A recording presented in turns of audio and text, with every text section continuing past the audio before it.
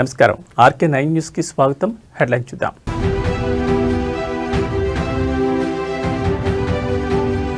మరికొద్ది గంటల్లో ఉత్కంఠకు తెర. ఎమ్మెల్యేల అనర్హత పిటిషన్లపై స్పీకర్ కీలక తీర్పు.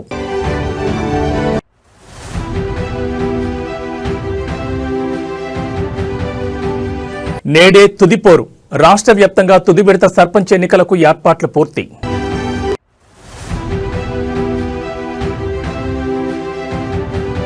సచివాలయంలో ప్రారంభమైన కలెక్టర్ల సదస్సు. సీఎం చంద్రబాబు కీలక ప్రసంగం.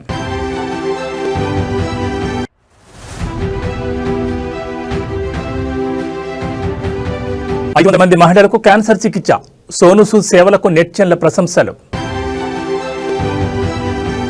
ట్రైనీ కానిస్టేబుల్కు ఏపీ సర్కార్ శుభవార్త చెప్పింది. ట్రైనింగ్లో ఇచ్చే స్టైఫండ్ను భారీగా పెంచుతున్నట్లు సీఎం చంద్రబాబు ప్రకటించారు. మంగళవారం మంగళగిరిలోని ఏపీఎస్పీ 6వ బెటాలియన్ పరేడ్ గ్రౌండ్లో నిర్వహించిన కానిస్టేబుళ్ల నియామక పత్రాల పంపిణీ కార్యక్రమంలో ఆయన ముఖ్య అతిథిగా పాల్గొన్నారు. ఈ సందర్భంగా ఇప్పటి వరకు 4,500గా ఉన్న కానిస్టేబుళ్ల స్టైఫండ్ను 12,500కు పెంచుతున్నట్లు ప్రకటించారు. రాష్ట్రంలో శాంతి భద్రతల పరిరక్షణకే కూటమి ప్రభుత్వం ప్రాధాన్యమిస్తుందని తెలిపారు. శాంతి భద్రతల విషయంలో రాజీ పడే ప్రసక్తే లేదన్నారు. పోలీసుల గౌరవాన్ని పెంచే బాధ్యతను ప్రభుత్వం తీసుకుంటుందని, ప్రజలకు రక్షణ కల్పించే బాధ్యతను పోలీసులు నిర్వర్తించాలని ఈ సందర్భంగా సీఎం పిలుపునిచ్చారు. కాగా 6,100 పోస్టులకు నోటిఫికేషన్ ఇవ్వగా 6,014 మంది ఎంపికయ్యారని, వారిలో 5,757 మంది శిక్షణకు హాజరయ్యారని తెలిపారు. 3,343 మంది సివిల్, 2,414 మంది ఏపీఎస్పీ కానిస్టేబుల్ ఉన్నట్లు వెల్లడించారు. ఇప్పుడే కొత్తగా వచ్చిన కానిస్టేబుల్స్ అంతా స్టైఫండ్ విషయం గుర్తు చేశారు.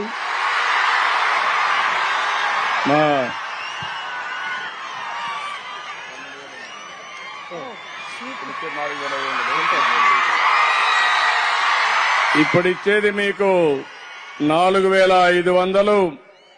దీన్ని 12,000 చేస్తున్నానని చెప్పి మీ అందరికీ హామీ ఇస్తున్నా. మీ ఆనందం చూసిన తర్వాత మేము ఎప్పుడు కాదనలేము. Are you happy? Good, congratulations. మీరు మీ కుటుంబం ఆనందంగా ఉండాలని మరొక్కసారి ఆకాంక్షిస్తూ all the best. Thank you one and all. Sir చాలా చాలా ధన్యవాదాలు సార్. అడగకుండా అమ్మాయినా అన్నం పెట్టదు అంటారు.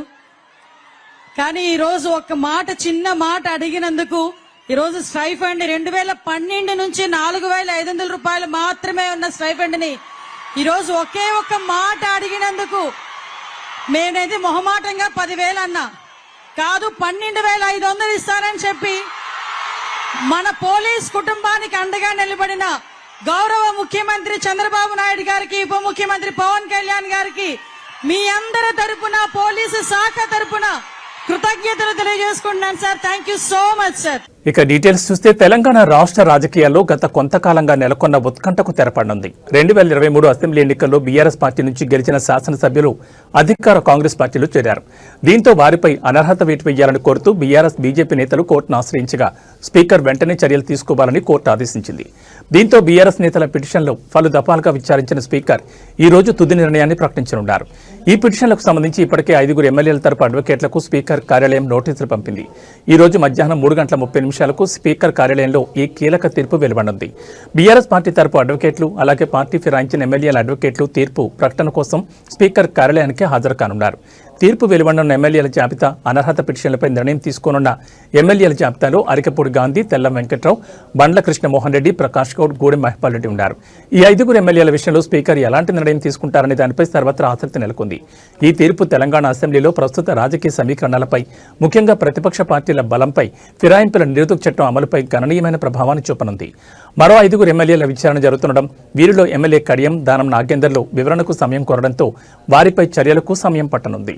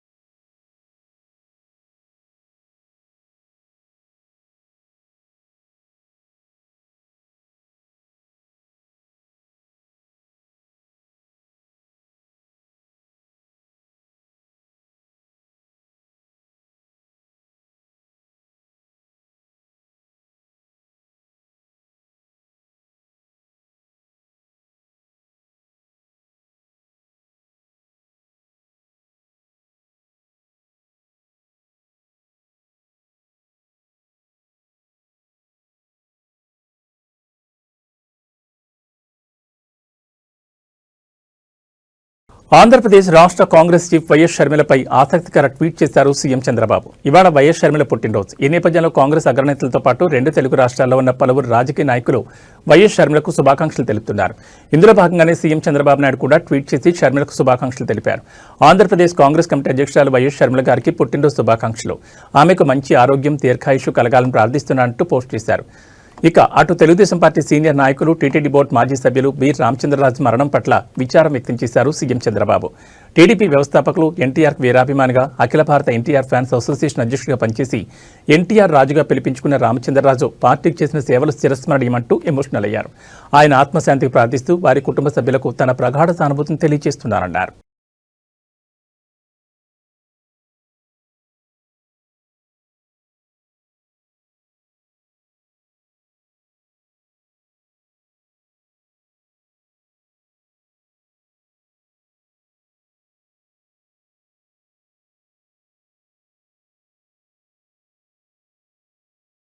గత కొద్ది రోజులుగా రాష్ట్రంలో పులిపంజా విసురుతోంది. అన్ని జిల్లాలతో పాటు హైదరాబాద్ నగరంలోనూ ఉష్ణోగ్రతలు పడిపోతున్నాయి. గతంతో పోలిస్తే నగరంలో చలి తీవ్రత భారీగా పెరిగింది. కాగా మరో 4 రోజులు కూడా రాష్ట్రంలో కోల్డ్ వేవ్ ఉంటుందని వెదర్మ్యాన్ ప్రకటించారు. ఉత్తర తెలంగాణ, పశ్చిమ తెలంగాణ జిల్లాలో ఉష్ణోగ్రతలు 6 నుంచి 7 డిగ్రీలకు పడిపోతాయని తెలిపారు. హైదరాబాద్ నగరంలో కొన్ని ప్రాంతాల్లో 7 నుంచి 9 డిగ్రీల కంటే తక్కువ ఉష్ణోగ్రతలు నమోదయ్యే అవకాశం ఉందని పేర్కొన్నారు. ఇక ఇప్పటికే గత 10 రోజులుగా రాష్ట్రంలో కోల్డ్ వేవ్ కనిపిస్తోంది. అయితే రాబోయే 4 రోజులు మాత్రం చలి తీవ్రత మరింత పెరిగే అవకాశం ఉందని పేర్కొన్నారు. ఇదిలా ఉంటే చలి తీవ్రత పెరిగితే వృద్ధులు, చిన్నపిల్లలు ఎక్కువగా ఇబ్బంది పడే అవకాశం ఉంది. కాబట్టి అలాంటి వాళ్ళు కాస్త జాగ్రత్తగా ఉండాల్సిన అవసరం ఉందని వైద్య నిపుణులు సూచిస్తున్నారు.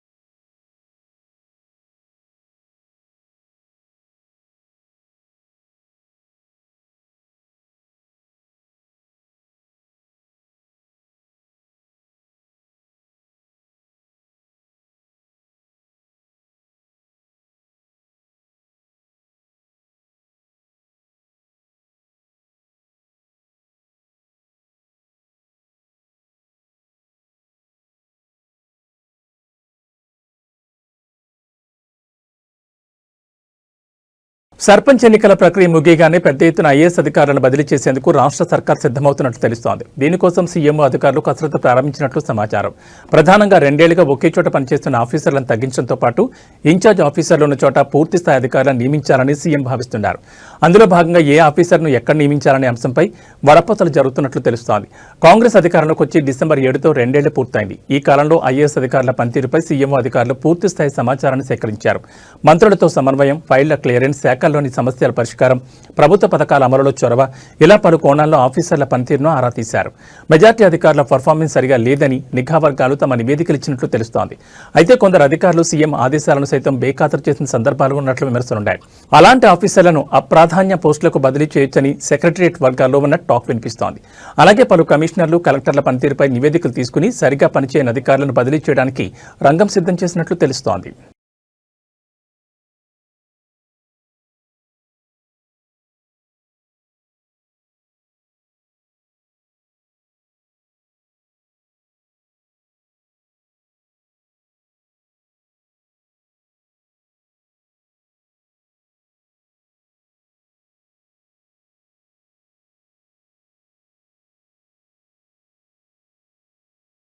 సుందరమైన సముద్ర తీరంలో వెలసి విశాఖపట్నం వాయు కాలుష్య కోరలో చిక్కుకుంటోందా?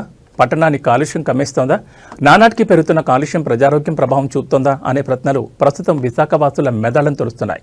అంతర్జాతీయ స్థాయి నగరాలకు ఏమాత్రం తీసిపోని వసతులు విశాఖ సొంతం. పోర్ట్లు, అందమైన కొండలు, ప్రముఖ దేవాలయాలు, ప్రఖ్యాతిగాంచిన పర్యాటక ప్రాంతాలు విశాఖలో ఉన్నాయి. అయితే ఇటీవల నమోదవుతున్న ఎయిర్ క్వాలిటీ ఇండెక్స్ విశాఖ వాసులను కలవరపరుస్తోంది. 2016లో సగటున 103గా ఉన్న AQI ఈ ఏడాది డిసెంబర్ నాటికి దాదాపు 239 ఏక్యూఏకి చేరుకుంది. ప్రస్తుతం 190 వరకు నమోదవుతూ ఆందోళన కలిగిస్తోంది. వాయు కాలుష్యం కారణంగా శ్వాసకోశ సమస్యలు వస్తాయని వైద్య నిపుణులు చెబుతున్నారు. ముఖ్యంగా చిన్నారులు, పెద్దలు ఇబ్బంది పడతారని పేర్కొంటున్నారు. సున్నితమైన శ్వాసకోశ వ్యవస్థ ఉన్నవారు మరింత అవస్థలు పడే అవకాశం ఉందని స్పష్టం చేస్తున్నారు. ఆరోగ్యంగా ఉండేవారు కూడా శ్వాస తీసుకోవడంలో ఇబ్బంది పడే అవకాశం లేకపోలేదని అంటున్నారు. వారికి శ్వాస తీసుకోవడంలో ఇబ్బంది రావచ్చని, గొంతులో దురద వంటివి కలగొచ్చని పేర్కొంటున్నారు. అంతేకాకుండా మరికొందరికి చర్మ సంబంధిత వ్యాధులకు దారితీయొచ్చని చెప్తున్నారు.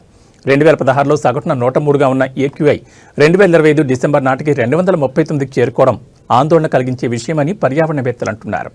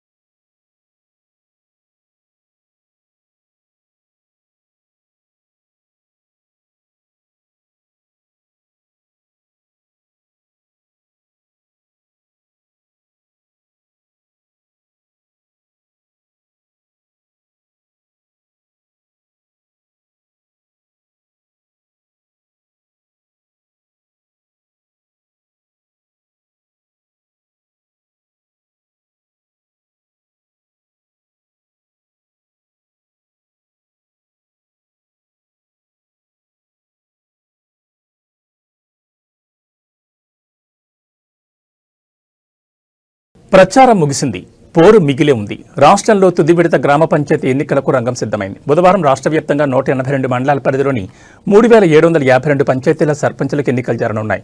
అందుకోసం అధికార యంత్రాంగం ఏర్పాట్లు పూర్తి చేసింది. ఎన్నికలు ప్రశాంతంగా నిర్వహించేందుకు పోలీసులు భారీ బందోబస్తు ఏర్పాటు చేశారు. ఉదయం 7 గంటలకు ప్రారంభం కానున్న పోలింగ్ మధ్యాహ్నం 1 గంటకు ముగియనుంది. అనంతరం 2 గంటల నుంచి ఓట్లను లెక్కిస్తారు. రాష్ట్రంలో 3 విడతల్లో పంచాయతీ ఎన్నికలకు నోటిఫికేషన్ విడుదల చేసిన ఎన్నికల సంఘం బుధవారం 3వ విడత పోలింగ్కి ఏర్పాట్లు పూర్తి చేసింది. ఇప్పటికే రాష్ట్రంలో 2 విడతల్లో ఎన్నికలు పూర్తయ్యాయి. మిగిలిన 3752 సర్పంచ్ పదవులకు 12,652 మంది అభ్యర్థులు, 28,410 మంది వార్డు సభ్యులకు 75,725 మంది అభ్యర్థులు పోటీ పడుతున్నారు. వారిని ఎన్నుకోవడానికి 53,06,401 మంది తమ ఓటు హక్కు వినియోగించుకోనున్నారు. వీరిలో 26,01,861 మంది పురుషులు, 27,04,394 మంది మహిళలు ఉన్నారు. ఇతరులు 140 మంది ఉన్నారు. వీరి కోసం 36,483 పోలింగ్ కేంద్రాలను ఏర్పాటు చేశారు. 3వ విడతలో ఇప్పటికే 394 మంది సర్పంచులు, 7,908 మంది వార్డు సభ్యులు ఏకగ్రీవంగా ఎన్నికయ్యారు. 11 సర్పంచ్ స్థానాలకు ఒక్కరు సైతం నామినేషన్ దాఖలు చేయలేదు. 116 వార్డు స్థానాలకు ఒక్క నామినేషన్ కూడా దాఖలు కాలేదు. 3వ విడత ఎన్నికల్లో పైచేయి సాధించడానికి అభ్యర్థులు, వివిధ రాజకీయ పార్టీల నాయకులు పెద్ద ఎత్తున ప్రచారం నిర్వహించారు. అభ్యర్థులు ఇంటింటి ప్రచారం నిర్వహించగా వారికి మద్దతుగా ఎమ్మెల్యేలు, మాజీ ఎమ్మెల్యేలు, మాజీ మంత్రులు, మాజీ ఎంపీలు గ్రామాలు, వాడలను కలిగి తిరిగారు. అసంతృప్తితో ఉన్న వారిని బుజ్జగించడం, హామీలు ఇస్తూ పార్టీలో చేరే విధంగా ప్రచారం చేశారు. మద్యం, డబ్బు, చీరలు, ఇతర వస్తు సామగ్రిని పెద్ద ఎత్తున పంపిణీ చేశారు. ఎన్నికల కోడ్లో భాగంగా విస్తృతంగా తనిఖీలు చేపట్టిన పోలీసులు ఇప్పటి వరకు 9.11 కోట్ల విలువైన మద్యం, నగదు, ఇతర వాటిని పట్టుకున్నారు. శాంతి భద్రతలకు ఎలాంటి విఘాతం కలగకుండా ఉండడానికి గతంలో నేర చరిత్ర ఉన్న 36,165 మందిని బైండౌట్ చేశారు. 912 ఆయుధాలను వెనక్కి తీసుకున్నారు. 2.09 కోట్ల నగదును పట్టుకోగా 3.81 కోట్ల మద్యాన్ని సీజ్ చేశారు.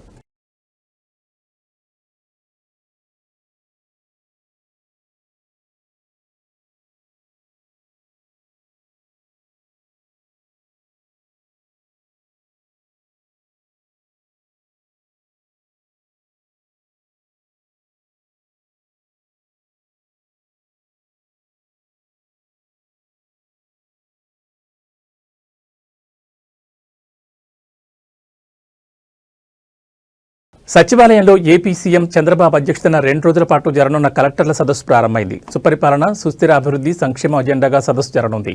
సదస్సుకు డిప్యూటీ సీఎం పవన్ కళ్యాణ్ సహా వివిధ శాఖల మంత్రులు హాజరయ్యారు.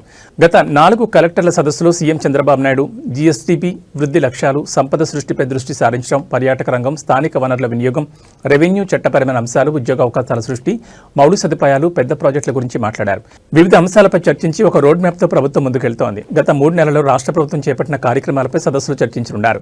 రాష్ట్రాన్ని పునర్నిర్మించాలని, పటిష్టపరచాలని సదస్సు నిర్వహిస్తున్నట్లు అధికారులు పేర్కొన్నారు. సమిష్టిగా పనిచేసిన రాష్ట్రాన్ని అభివృద్ధి చేయాలనే లక్ష్యంతో చేపట్టాల్సిన కార్యాచరణపై సదస్సులో సమాలోచనలు జరపనున్నారు. గవర్నెన్స్ అంటే అకౌంటబిలిటీ, గవర్నెన్స్ అంటే ట్రస్ట్, గవర్నెన్స్ అంటే ఈక్విటీ అండ్ ఇంక్లూజివిటీ అని నమ్మి ప్రభుత్వం ముందుకు సాగుతుందన్నారు. అయితే జీఎస్డీపీ, కేపీఐ, పబ్లిక్ పర్షిపన్, ఈ ఆఫీస్, ఫైళ్ల పరిష్కారం, కేంద్ర పథకాలు, పెట్టుబడులపై ప్రతిపాదనలు వంటి అంశాలపై నేడు సీఎం ప్రసంగించనున్నారు. కలెక్టర్ల సదస్సులో సీఎస్ కె విజయానంద్ ప్రారంభోపన్యాసం చేశారు. పాలనా సమీక్షకు కలెక్టర్ల సదస్సు కీలక భూమిక పోషిస్తుందన్నారు. మోందా సైక్లోన్ సమయంలో వేగంగా స్పందించిన జిల్లా కలెక్టర్లందరికీ అభినందనలు తెలియజేశారు. విశాఖ ఎకనామిక్ రీజియన్ సహా 3 ప్రాంతాల అభివృద్ధికి ప్రణాళికలు కూడా సిద్ధం చేసుకున్నామన్నారు. ఆంధ్రప్రదేశ్ దీర్ఘకాలిక లక్ష్యాలు, జిల్లాల అభివృద్ధి, ప్రజా ఫిర్యాదుల పరిష్కారం, ప్రజల్లో సంతృప్తి స్థాయి వంటి అంశాలపై చర్చించుకుందామని పేర్కొన్నారు.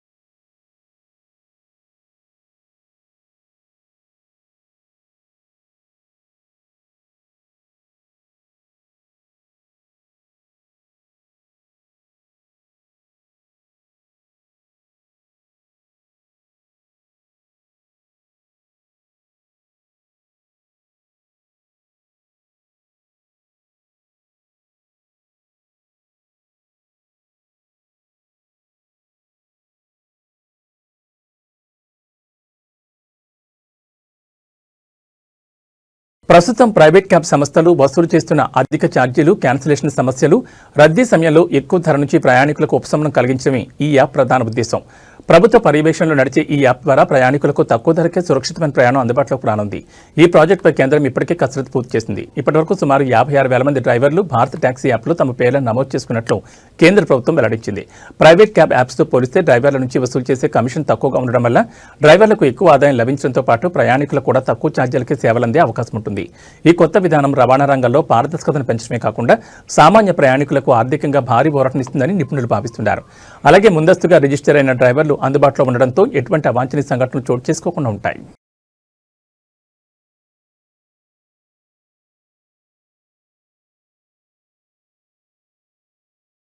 బాలీవుడ్ స్టార్ హీరో సోనూ సూద్ సినిమాలకు గ్యాప్ ఇచ్చి సేవా కార్యక్రమాలు చేపట్టారు. కరోనా సమయం నుంచి ఆయన ఎంతో మందికి సహాయం చేస్తున్నారు. తనను సాయం అంటూ కోరిన వారి కష్టాలు తీరుస్తూ రియల్ హీరోగా మారిపోయారు. నిత్యం ఎంతో మంది సహాయం చేస్తూ స్టార్ హీరోలు అందరికంటే ఎక్కువ పాపులారిటీ దక్కించుకున్నారు. ప్రజల మనసులు గెలుచుకుంటున్నారు. అంతేకాకుండా ఓ ఫౌండేషన్ పెట్టి ఎంతో మంది పేదలకు సహాయం అందిస్తున్నారు. తాజాగా సోనూ సూద్ మరోసారి మంచి మనసును చాటుకున్నారు. తన ఫౌండేషన్ ద్వారా దేశంలో ఉన్న 500 మంది మహిళలకు రొమ్ము క్యాన్సర్ చికిత్స చేయించారు. ఈ విషయంపై సోనూ సూద్ మాట్లాడుతూ మొత్తం 500 మంది పైగా శస్త్రచికిత్సలు జరిగాయి. 500 మంది మహిళలను మేము కాపాడగలిగాం. వారంతా కొత్త జీవితాన్ని పొందారని, వారి కుటుంబాల్లో ఆనందం నింపినందుకు సంతోషంగా ఉన్నారని అన్నారు. సమిష్టి కృషి ద్వారా మాత్రమే ఇలాంటి గొప్ప పనులు జరుగుతాయని పేర్కొన్నారు. ఇది ప్రారంభం మాత్రమే. భవిష్యత్తులో ఇలాంటి కార్యక్రమాలు మరెన్నో చేయాలనుకుంటున్నట్లు వెల్లడించారు. ప్రస్తుతం ఈ కామెంట్స్ నెట్టింట చక్కర్లు కొడుతుండగా ఆయన మంచి మనసు గురించి తెలుసుకున్న వారంతా నువ్వు దేవుడివి స్వామి అని ప్రశంసల వర్షం కురిపిస్తున్నారు.